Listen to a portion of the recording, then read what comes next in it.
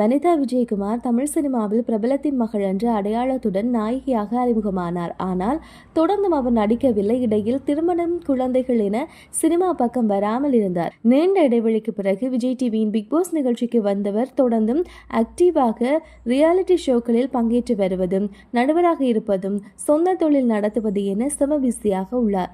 இவரது மகள் ஜோவிகா தயாரிக்க வனிதா இயக்குநராக அறிமுகமாக இருக்கும் திரைப்படம் மிஸ்ஸஸ் அண்ட் மிஸ்டர். பிக்பாஸ் நிகழ்ச்சியில் கலந்து கொண்ட போது அதில் வந்த பணத்தை வைத்து இப்படத்தை தயாரித்தார். படம் ஜூலை 11ஆம் தேதி ரிலீஸ் ஆகியுள்ள நிலையில் கலவையான விமர்சனங்களை பெற்று வருகின்றது.